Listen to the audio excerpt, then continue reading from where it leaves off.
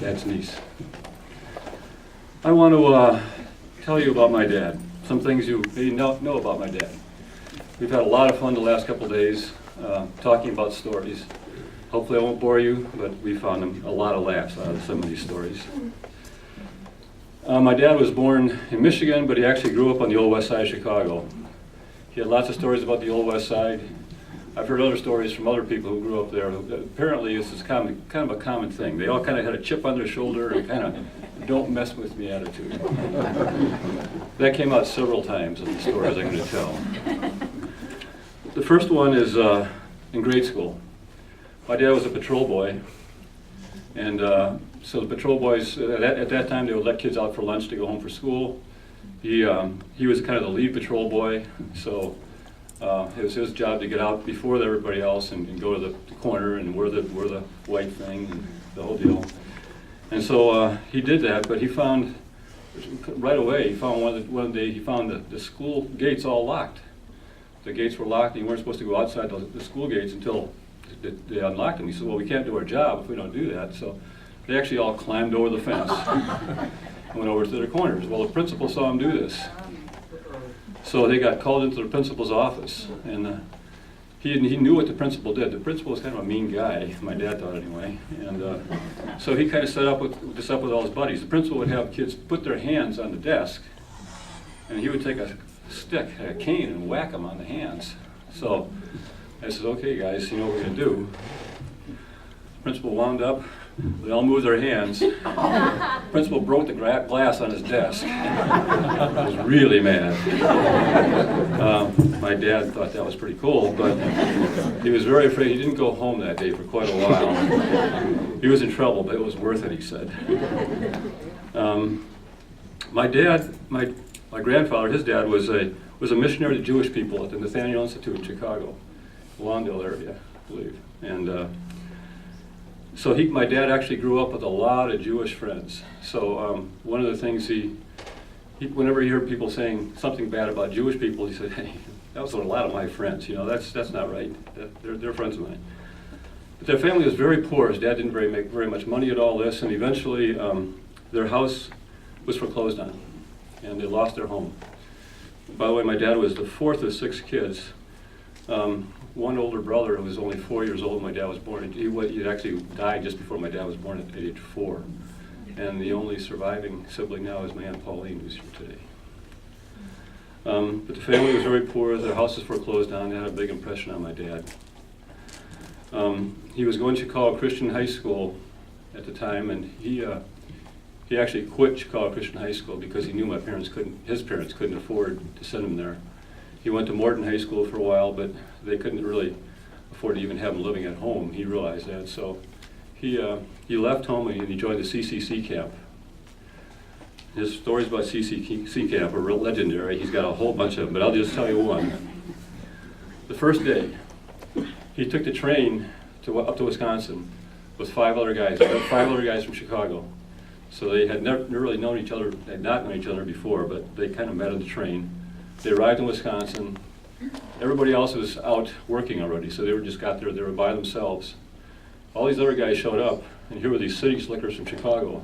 Most of these guys were farm boys and stuff, and they were going to show the city slickers a few things. So they said, well, we're gonna initiate you guys. We're gonna, So, oh yeah, was the attitude my dad had, and on the other guys. Particularly one guy was kind of a sissy, my dad said. He kind of was crying and stuff, so they wanted to protect this guy.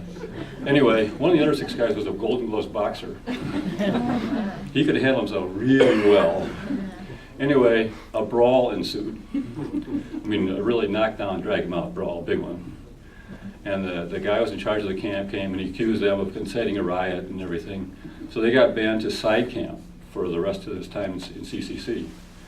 And that was the best thing that ever happened to him. He said side camp was great. They got better food. They were away from the main area. They were out driving trucks and fixing trucks and out in the woods. And it was wonderful. He loved it. It was a great thing. I think that experience at CCC, plus the experience of having his dad's house foreclosed on and so forth, I think through those experiences, my dad became a lifetime Democrat. He, in his view, Democrats were for people, like Rick was talking about, who were downtrodden, who needed help. They needed they just, they weren't the rich people. Anyways, that was his attitude. So from then on, he was a Democrat. Well, during CCC, his parents were very worried about him. They didn't know what was going on. So his dad finally called him and said, "I've got a job for you in Chicago driving a truck." I said, "Okay, that sounds pretty good. I guess I'll quit CCC. I like it here, but I'll go back to Chicago." And he found out the truck was a hand cart. And he was very disgusted with that. That job didn't last very long. But he was a good mechanic. He was always a very good mechanic. So he got some jobs working for car dealers and stuff. He told me he worked at Al Capone's Packard at least once. He saw the places for the guns and everything in there. But he could see the kind of the handwriting in the wall. World War II was kind of coming. So anyway, he went off and he took a course in aviation mechanics at night school, I guess, and he learned pretty fast. He was really quick with mechanics and stuff. So let's see. But in the meantime, yeah, I guess I get things all a little out of order. But he found a job one time driving cars across country. They didn't have the big transports at that time, so he actually got a job driving a car from Chicago all the way to Central California. During this trip, I just found out recently, he was arrested for vagrancy in Winnemucca, Nevada. The reason I learned this is my son and I drove through Winnemucca on our way the other way. My mom said, "Did you get a ticket or anything?" I said, "No." She said, "Good thing, because you would have been arrested." Your dad was the same name as mine. You would have had a record in Winnemucca. But what really happened was, he had enough money from a motel, so he tried to check in a motel in Winnemucca. And Derek and I believe this after seeing Winnemucca. He pulled back the sheets and it was just full of bed bugs. It was terrible, so he couldn't stay there. So he went to a park in the town, and he slept on a bench. And a cop came along and said, "You can't sleep here, you've got to find a place to stay." And he said, "Well, I already had a place to stay, but it was terrible." And the cop said, "Well, I'll tell you what, I'll arrest you for vagrancy, and I'll put you in jail, you have a warm bed, and I'll give you breakfast in the morning." But it said sold. So he was a vagrant. So anyway, then he went the rest of the way to California, and he dropped the car off, and he had an aunt in Central California there, a very nice lady. And she said, "Well, how are you going to get back?" He said, "I'm going to take the train." So she gave him a whole bunch of food and everything to take the train. He had no money for a train at all. Just nobody had any money at the time. Just taking the train was actually hopping a freight train and riding back with the hobos. So he learned really quickly that any food you've got, you share with all the hobos. It was all that nice lunch my aunt made that he shared right away. And he got as far as Sioux Falls, South Dakota. And somehow, he thought he was going to go all the way to Chicago, but he only got to Sioux Falls. But so he got off the train, he started hitchhiking, and he got picked up right away by a truck driver. And it was a big truck apparently, and the driver says, "Kid, you know how to drive this truck?" "Oh yeah, I can drive the truck." So he drove the truck all the way from Sioux Falls back to Chicago, got his ride back. So after he took the course in mechanics, he decided he wanted to get into that. So he actually took a bus this time, a 3-day bus ride at least to Chicago on All-American Bus Lines or something like that. It didn't go from Chicago to LA, it went from Chicago to every state you could think of. 3 days later, he got into LA. He got a job with Douglas Aircraft. Pretty quickly he got a job with Douglas Aircraft. And he was obviously very good at it, because he really quickly moved up the ladder. I mean, he did very well. He had a bunch of people working for him, and he was doing well. In fact, there's some pictures. We have a bunch of pictures back at the Holland home I hope you can look at of him. When he was in California, he had a red convertible called the Red Bug.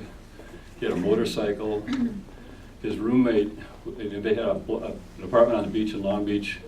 His roommate worked for Lockheed Aircraft, so they had the machine shops at Douglas and Lockheed at their disposal, so they bought an old 32 Ford V8 and they hot rodded it up, and they built the heads and everything in their machine shops, and they took it out to Bonneville and they were able to run it 100 miles an hour. And that was a big deal to my dad.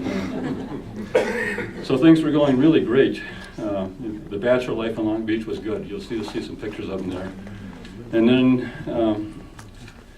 in 1941, he stood up for a wedding for one of his really good friends in California. He couldn't make it to the rehearsal dinner, so at the wedding, it was the first time he saw this bridesmaid come walking up the aisle. He thought, wow, wow, she's pretty. You know, Yeah. Well, she was only 17 at the time. He was 22. It was my mom. So they met, and he started writing to her. She went back. First of all, he thought, wow, she's pretty. She's really nice. She's from Chicago. She's Christian Reformed. My parents would even like her.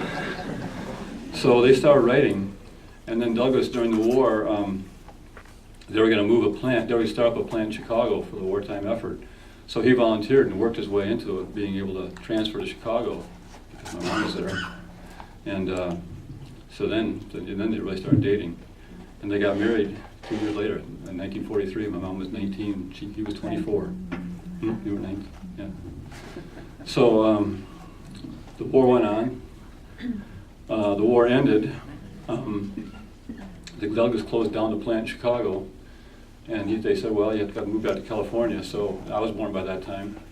By the way, one thing I was going to mention is that on Pearl Harbor Day, my dad wanted to enlist in the war, in the Army right away. In fact, I guess he was standing in line waiting to enlist, and his boss at Douglas heard about it and said, go get that guy and get him out of there. So he said, you can't enlist. You're too important to the defense effort. So he was never in the Army. And with his West Side attitude, it was probably a good thing. He couldn't take orders very well. So anyway, when the war ended, my mom and dad and with me moved back to California for a little while.